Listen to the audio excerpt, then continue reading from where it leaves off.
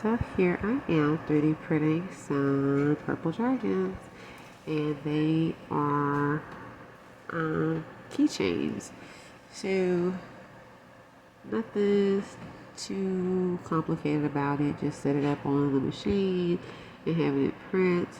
And I really don't even know why I was printing the purple dragons. Besides, I thought that they were cute when I saw the design on Bamboo Lab Studios. And here they are printed, and I also printed a set of blue ones. It took about 10-15 minutes to do, and look how cute they turned out.